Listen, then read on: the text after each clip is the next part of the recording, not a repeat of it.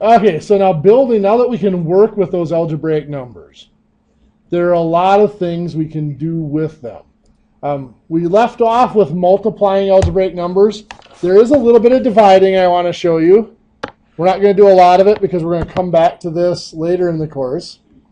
But some things just simply like 24x divided by 6. Now, I wrote it out like that on purpose because that's the way we're used to seeing it written with numbers. But algebraically, we most often will write it in fraction form like that, 24x over 6. It is still a division problem. Just like with multiplication, we combine the counts. What is 24 divided by 6? 4. Then we also combine the names. Now, when we multiplied, if I had x times x, I got x squared. If I had x times something with no variable, let's add 3x times 5. I did the 3 times 5 is 15. X times nothing is just x, right? Same over here. X divided by nothing is just x. But what if there was an x down there? How would I handle that? Well, when I multiplied, I had like x to the third times x to the fifth. I got, careful, x to the eighth. Even we are multiplying, but remember the appearance is addition with the powers. It is still multiplying because this is x to the third, and this is x to the fifth. And when you multiply them, you've got 8 x's being multiplied together. It makes x to the 8th. So it's still multiplication. It looks like we're just adding. When we're dividing, because I had x to the 5th divided by x to the 3rd,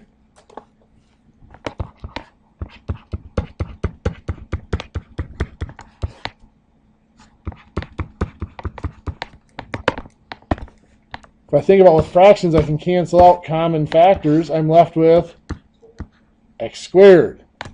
So what essentially is happening there is 5 minus 3 makes 2. So if I had x to the 12th divided by x to the 7th, I would get x to the 5th. 12 minus 7. Again, we're not really subtracting. We are dividing. It's just the appearance is subtraction because they cancel out factors, and what's left is the difference between those powers. That is one of the more confusing things when working with multiplying and dividing algebraic numbers is it looks like multiplication, or it looks like addition and subtraction, even though it is multiplication and division.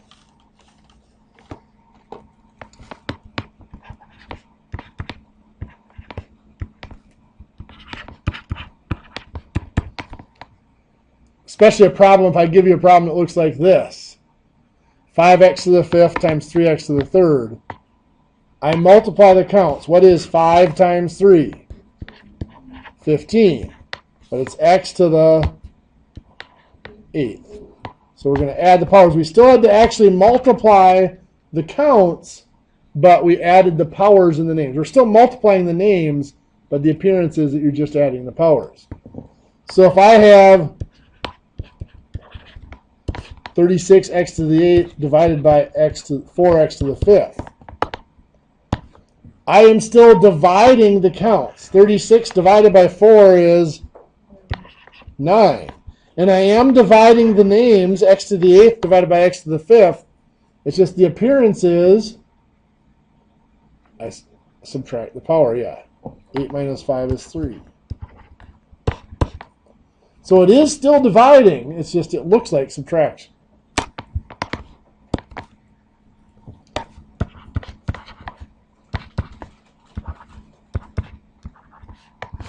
So 42x to the 9th, y to the 3rd, divided by 7, x to the 5th, y.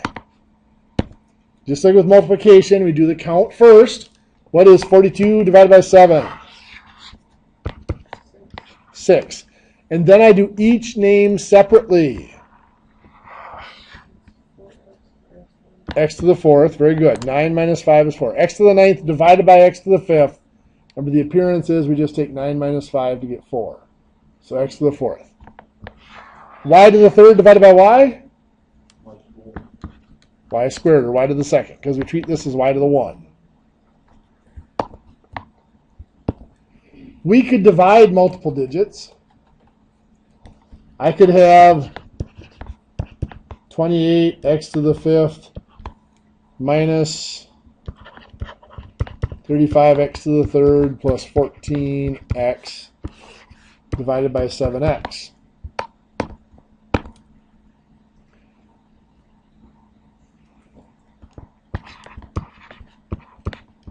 If you think of our long division, like if I divide by 2 here, I start on the left and I work my way over to the right. This is the one operation that goes backwards. 2 goes into 6 how many times? 3. 2 goes into 8. 4. 2 goes into 4. 2. It might even make more sense if we wrote it like that. 6 divided by 2 is 3. 4 divided by 2, or 8 divided by 2 is 4. 4 divided by 2 is 2. You get the 342. It's the exact same thing that's happening here. This first digit divided by 7x. So what's 28 divided by 7? 4. X to the 5th divided by x. I think that's x to the 1. X to the 4. Yep. Negative 35x to the 3rd divided by 7x. Well, negative 35 divided by 7? Negative 5. X to the 3rd divided by x? X to the 2nd. And 14x divided by 7x? Positive 2. 14 divided by 7 is 2. X divided by x cancels out. Just like if we had 80 divided by 20. This is 8 tens divided by 2 tens. 8 divided by 2 is 4. 10s divided by 10s cancels out. It's just 4. Like I mentioned yesterday, most of the problems that people have with algebra come from the fact that they were never really shown how whole numbers work. If you really truly understand how whole numbers work, like this here, the algebraic calculations make sense. You look like you're... Okay. You just got that holy crap look on your face. Just wanted to make sure.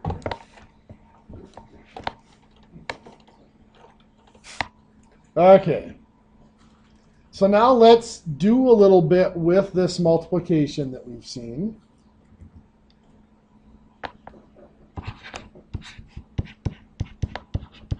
We had this distributing that we looked at earlier.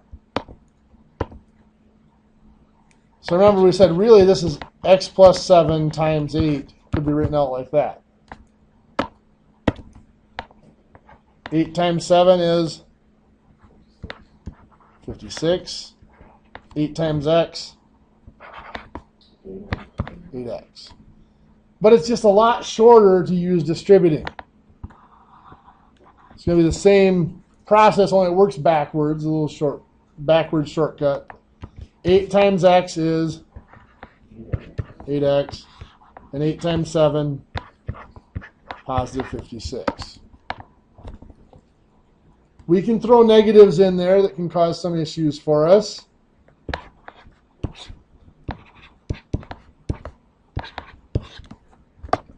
Now I'm just going to use the distributing process here instead of writing it out the long way.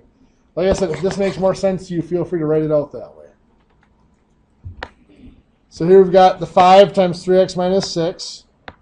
We'll do 5 times 3x, which is 15x, good. And 5 times, it's negative 6. So 5 times negative 6 is negative 30. Good. So in your notes, quick, I want you to try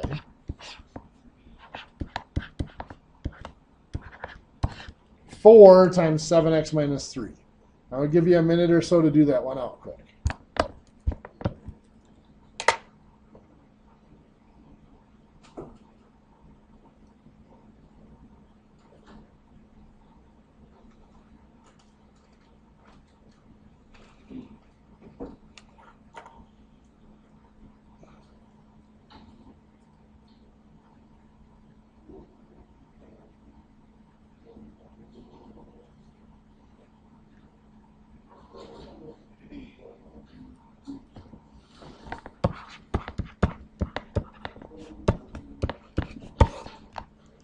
So now remember, we had said that this long multiplication process is nothing more than an organized way of making sure every digit in the first number gets multiplied by every digit in the second number.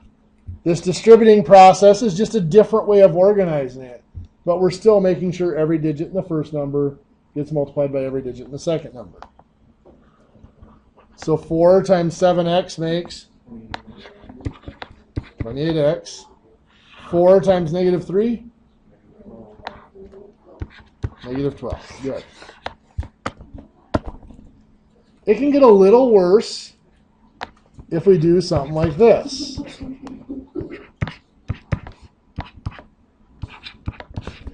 Three x times 4x plus 7. Well, all that I've done here is I put a variable in the first one, in front of it. It's the same process. 3x times 4x is 12x squared. Good, you got to remember that's x to the 1 times x to the 1. So it's x squared. 1 plus 1 makes 2. 3x times 7. 21x. What do I have to remember to do here, though? Positive. It's a positive 21x, so I got to put a plus in there. Or I might have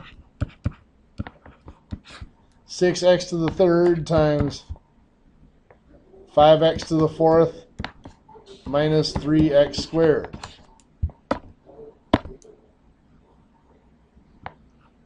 So I'll do 6x to the third times 5x to the fourth.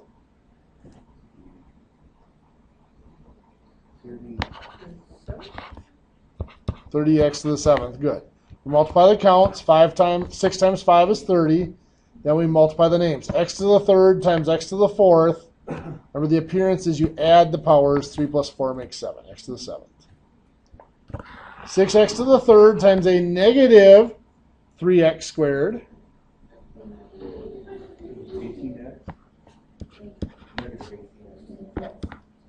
X to the fifth. Good. Multiplying the counts, 6 times a negative 3 makes negative 18. Multiplying the names, x to the third times x to the second. Remember, the appearance is we add powers. 3 plus 2 is 5, so x to the fifth. So in your notebook,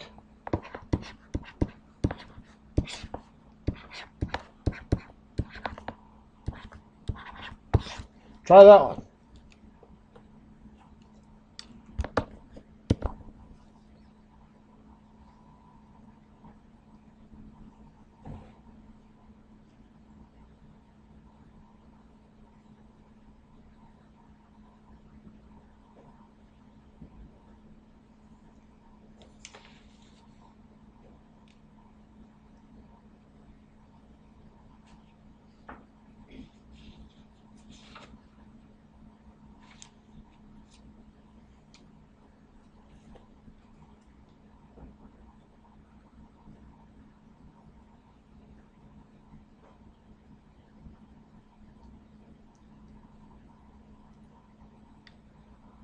So again, we got 4x squared times 7x squared minus 3.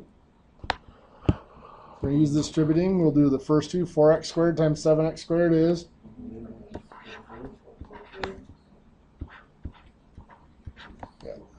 28x to the fourth. Multiplying the counts, 4 times 7 was 28. And then multiplying the names, x squared times x squared gave us x to the fourth. Then 4x squared times negative 3.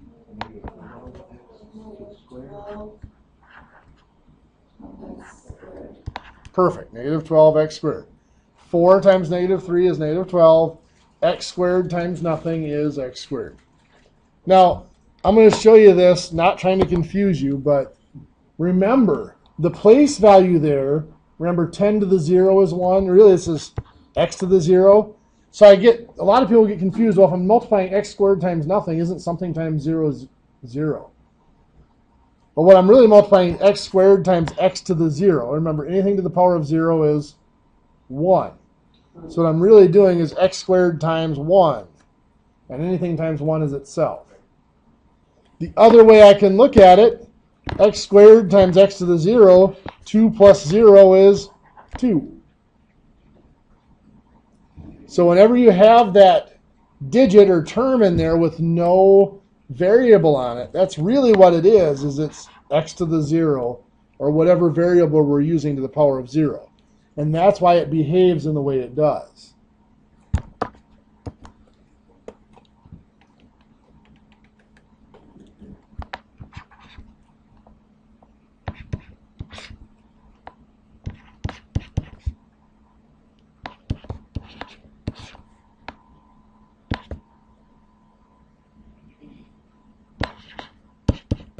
So I could have something like this.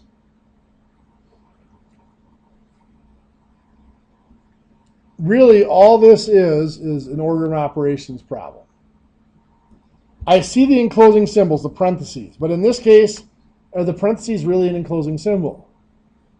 Is there anything I can do inside of them? No, 4x plus 9 cannot be combined. That's just a single number. That's like when we put a negative in parentheses. It wasn't telling us to do anything, it was just separating out that number.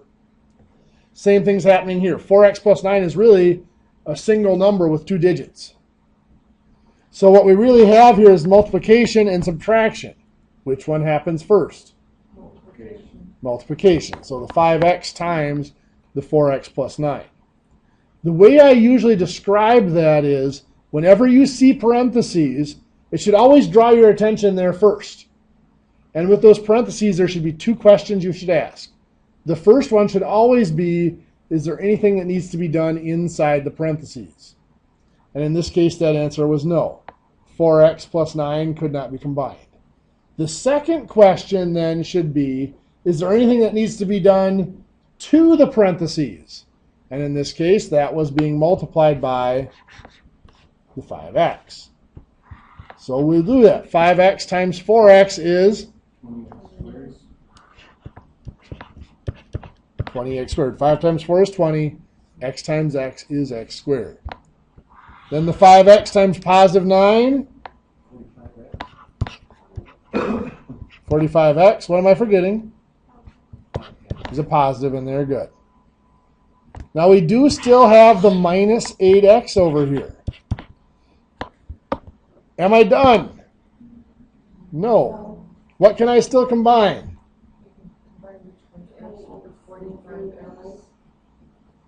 Well, careful. This is x squared. Okay, yeah. 45x and the negative 8x, or minus 8x. The 20x squared is different because it's got that power of 2. That's like taking a square inch and trying to combine it with an inch. They're not the same. So the 20x squared doesn't change. But I have 45x and negative 8x make 45 and negative 8 make positive 37, and the variable is x. Since I'm adding or subtracting, I keep the same name.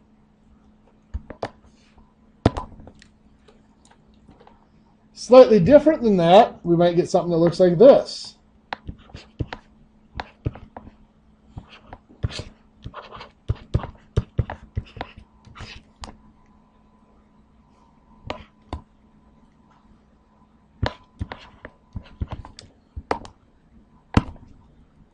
What do I do first?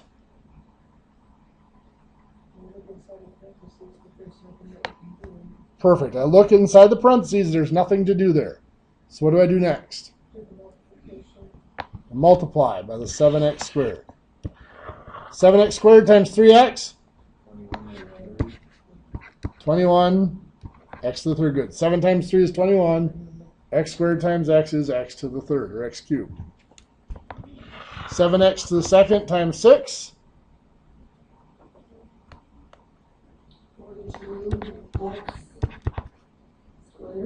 42x squared. Good. So 7 times 6 is 42, and x squared times nothing is still x squared. What was that? I have to put a plus in there because it's a positive. Very good. Then what? Minus 12x. There is nothing I can combine. Very good. Because this is x to the third, this is x squared, and this is just x. They are all slightly different names, so I cannot combine them. That is it right there. And many of these problems with algebraic numbers like this, the difficulty is figuring out when to stop. A lot of times people want to take it too far and combine stuff they shouldn't combine. However, there are times where you can combine stuff. Like you might run into something like this.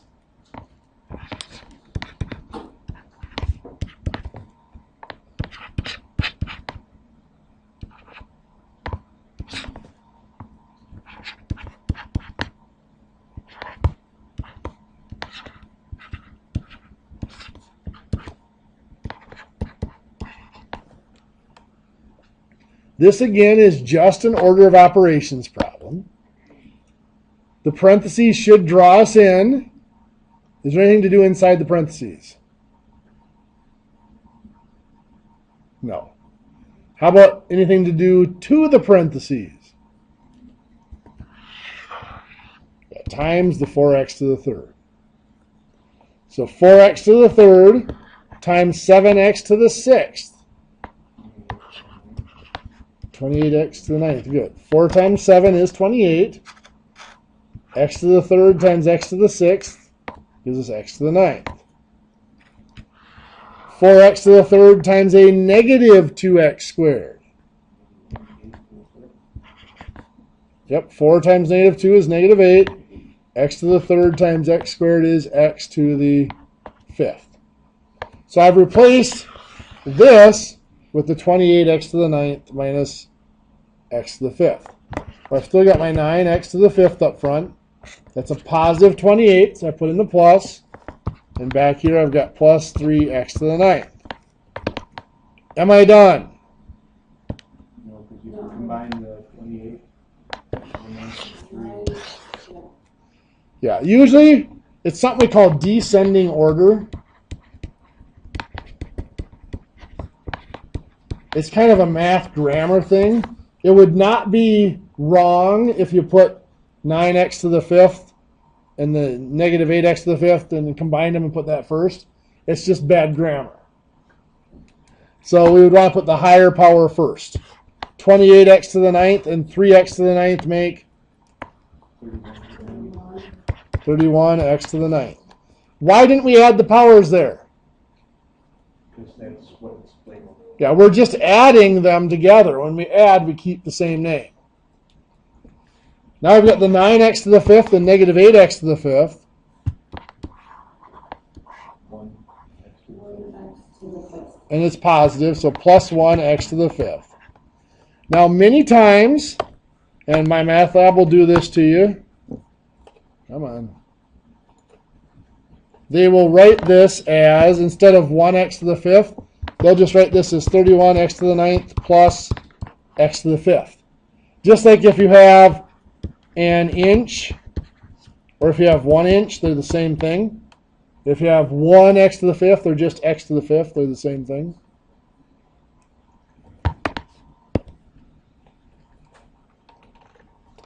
I'm going to have you try a couple of these in your notes.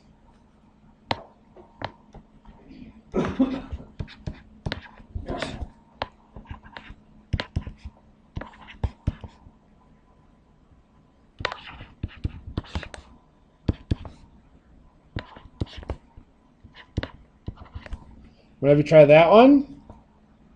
And I'm going to have you try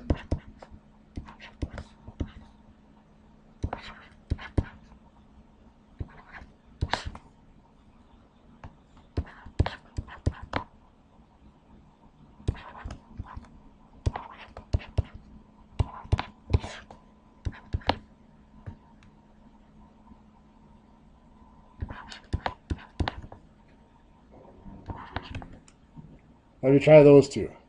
I'm going to pause the recording to give you guys. Let's take a look at the top one at least, see how you're doing on that one. So again, there's nothing to do inside that parentheses, but we can multiply by the 3x squared. So 3x squared times 5x to the third is 15x to the fifth. Good. 3x squared times negative 2x. Negative 6x to the third. And we still have the positive 4x to the third on the end. Are we done? No. What do we need to do? We can Combine the x to the thirds. What do we get there? 15x to the fifth and negative 10x to the third. Okay, so this is 15x to the fifth. We have negative 6x to the third and a positive 4. Negative 6. Negative 2x to the third. Very good. Anybody need another minute to finish the last one?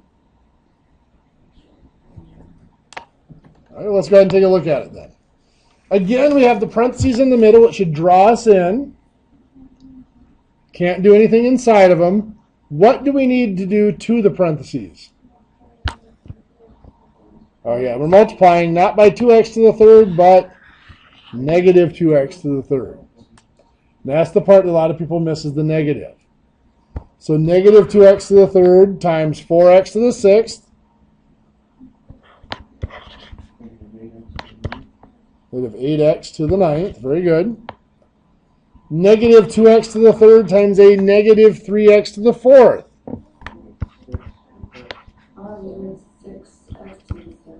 Perfect. Positive 6x to the seventh. Now we still have the 9x to the seventh up front and the positive 7x to the ninth and back. Okay, so we're going to combine the x to the seventh and the x to the ninth. I'm going to do the x to the ninth first because we want to put the higher power up front. So negative 8x to the ninth and a positive 7x to the ninth ends up being negative 1x to the ninth. Good. Then we have the 9x to the seventh and 6x to the seventh. Positive 15x to the seventh. Now you could write it just like this. That is perfectly acceptable. Another way of doing it, just like if we had the 1x, the negative 1x can just be written with a negative x to the ninth plus 15x to the seventh. That would also be acceptable, to leave the 1 off.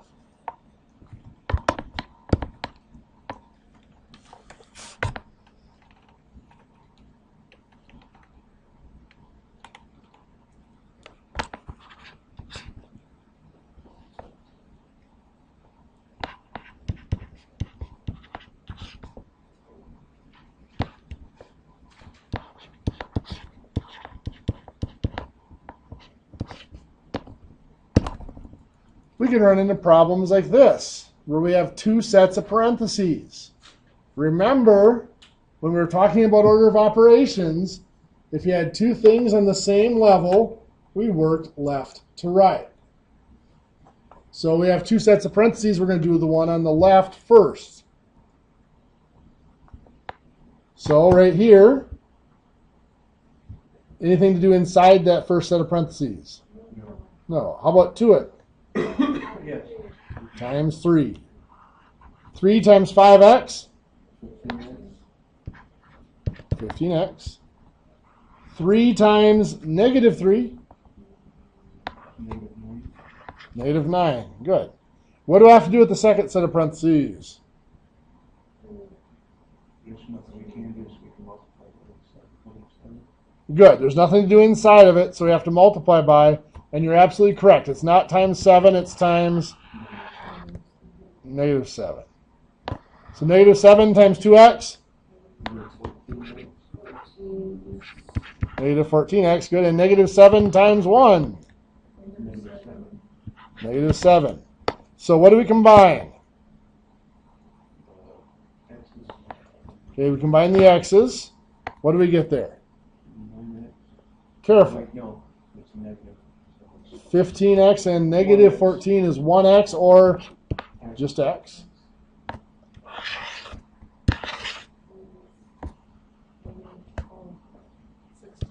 Minus 16. Good.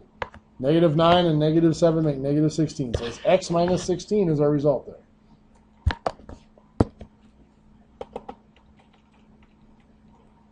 Just to see what you guys can do. That's what you'll love to hear, right? Just for fun. I'm sensing a little cynicism there already. Not me. It's way too early in the class for you guys to assume the worst of me. I'm not saying you're incorrect. I'm just saying it's way too early for you guys to assume it.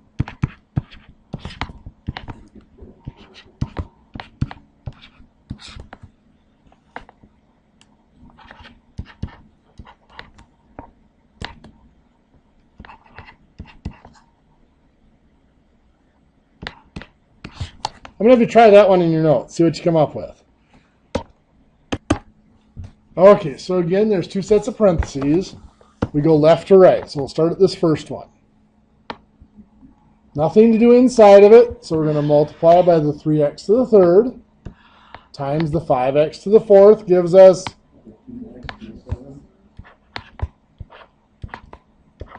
15x to the seventh.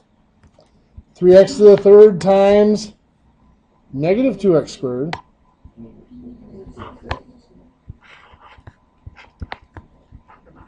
negative 6x to the fifth. Good.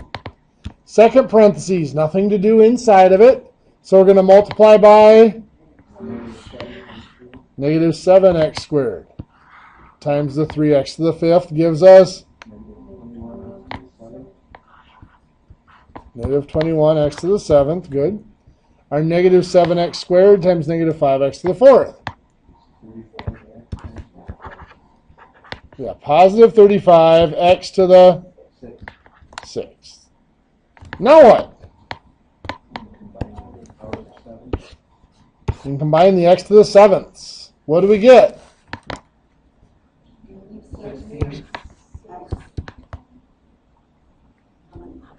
Negative 6x to the seventh. Good. We've got a positive 15 and a negative 21 puts us at negative 6. And it stays x to the seventh. Now here's the one. Now if you didn't do this next part, it wouldn't be wrong. I'm just looking for proper grammar. What digit should we put next? The 35x to the 6, just because it's the higher power. I wouldn't mark it wrong on a test if you didn't switch that order, but then it would be the negative 6x to the fifth.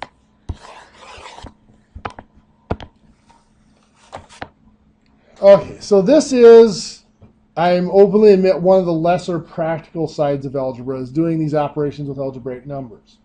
One of the reasons I do it is it forces you to look at what's really happening when you do operations with whole numbers, because it's exactly the same rules.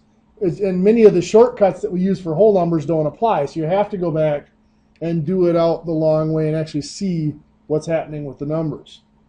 The other reason we do it is, in greater or smaller extents, this does come up in some of the more useful applications. When we start solving equations for a situation, it comes up, having to be able to distribute and things like that. In this class, we're not going to talk a lot about mixture questions, but I might mention them if we have time on that day, so that you can see how these get used. The next application of the variables that we saw was to deal with a formula.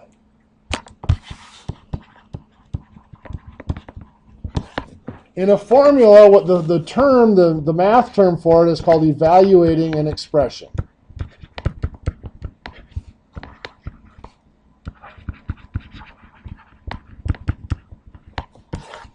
And before we get too far into it, I want to discuss the word evaluate, or evaluating, versus what we were doing up here. What we were doing up here would be referred to as simplify. So if you are asked to simplify, what you are doing is you are combining what you can with those algebraic numbers. Pretty much everything we've done up here since break, and the last half an hour before our break, was considered simplifying, adding, subtracting, multiplying, dividing these algebraic numbers. Notice our answer does not come down to a single number, not even to a single term or digit. It can be multiple things that make up our answer.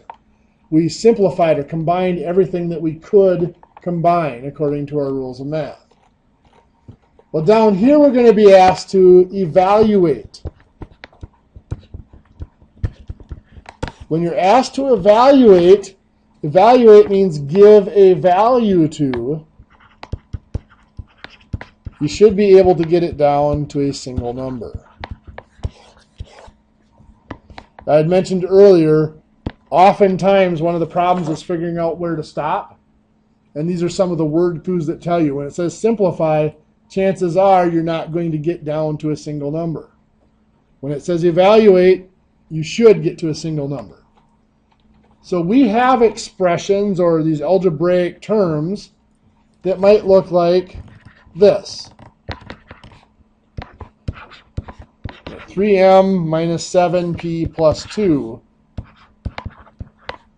for m equals 9 and p equals 3. So what that means, evaluate this expression for m equals 9 and p equals 3, means that we are going to replace those variables with those numbers. So the first step is to replace those variables. So 3m becomes 3 times p. 3 times 9. Yeah. Because m is 9, so we replace m with 9. Remember, 3m really does mean 3 times m, so it's 3 times 9. And now minus 7p is going to become 7 times 3. We replace the p with 3. And then plus 2. So now what do we do? Yeah, from now on it's order of operations.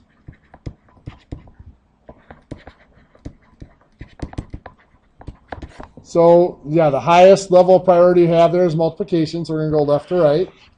3 times 9? 27. What's next? 7 times 3 is 21. And then we're down to addition and subtraction. So left to right. 27 minus 21? 6. And finally 6 plus 2 is 8. So to evaluate this expression for m equals 9 and p equals 3, the value is 8. Now I want to come back up here to this step right here for a second. I get asked this all the time. Is that minus a 7 times 3 or is that a negative 7 times 3? And the answer is yes. It's either one. I treated it as subtracting a 7 times 3, a positive 7 times 3. But I could have treated this as 27. Instead of minus 7, I could put as plus a negative 7. So now, negative 7 times 3 is a negative 21. 27 plus negative 21 is still 6. I'm still getting the same answer. It's just whichever way is easier for you to think. Most people don't like to think with negatives, so treating it as subtracting a 7 times 3 is easier than thinking negative 7 times 3. However, there are some cases where that might turn out to be simpler.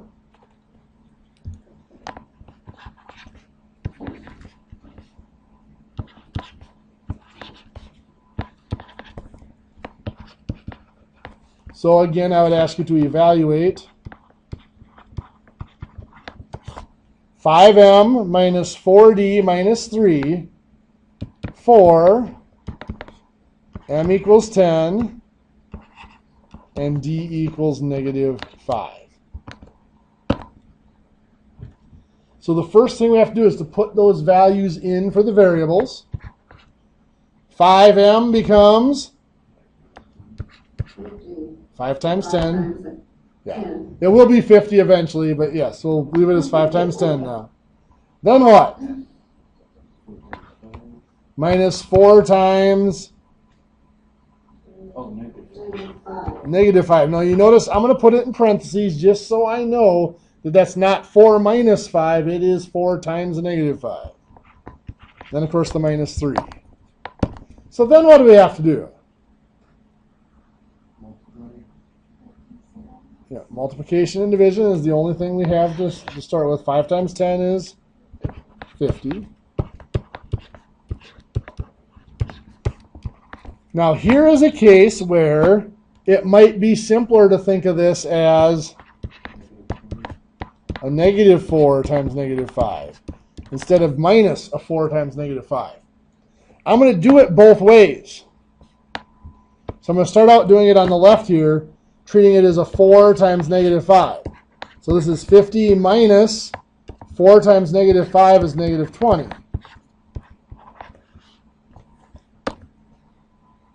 Now here's where it gets to be a little tricky. What is 50 minus a negative 20?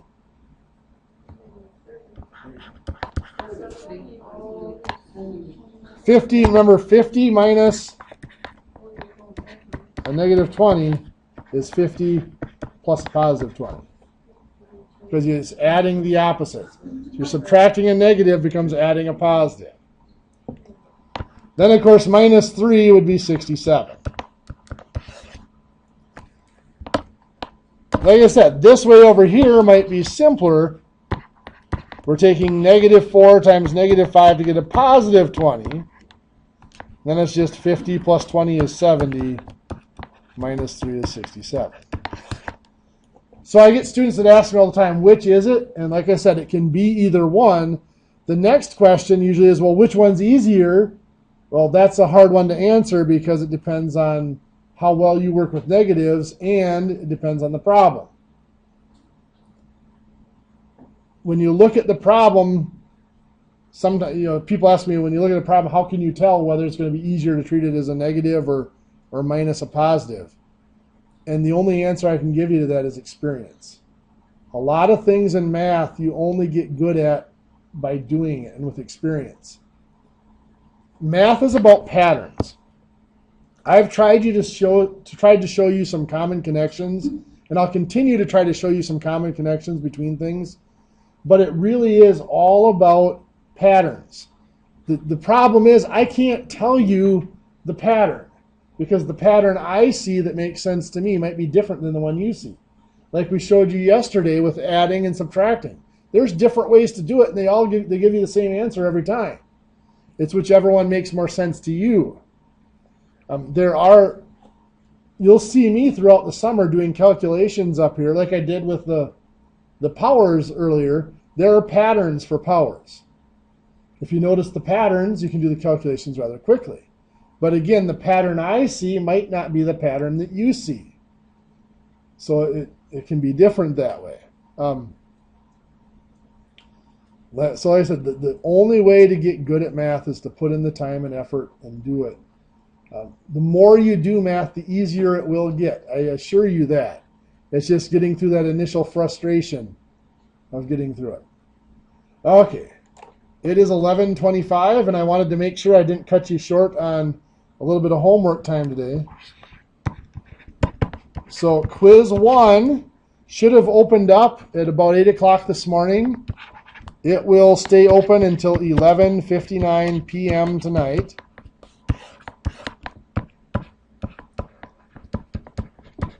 Now the quizzes, when they hit their deadline, they do cut you off. They will not let you back in. So just so you know. If some extenuating circumstances come up, like your power goes out or something like that, let me know. I will reopen them so you can do them later. But make sure that you are planning ahead so that you do have time after each class, either after class or before midnight after each class, to do those quizzes throughout the summer. And then homework 2 will be due at noon on Thursday. Homeworks will always be due basically at class time, the next time we have class. But I give you till noon so that if you have questions to ask, you want to go back and work on it a little bit right after class before it's due, you can do that. Also, it gives you a chance to go back and look at it a little bit. It gives you half an hour or so to go back and look at it before you do the quiz if you want to. Now, on the homework, let's say you want to go into the current homework at like 12:15 today. That's past noon. If you go into it, it's going to tell you, do you want to just practice or do you want to try to improve your score? They'll give you a warning that if you try to improve your score, it's going to deduct half your points for being late. Don't worry about that. Like I mentioned yesterday, homework is graded for effort. If you put in the time on it, when I transfer that grade to Blackboard, you will get your full points for the homework. But remember, the quizzes will actually cut you off at the deadline. Okay, so we've got 13 minutes left, 12 minutes left now, it looks like.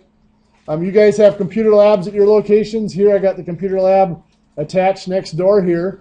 If you want to get started on your quiz or finishing up your homework, you are welcome to.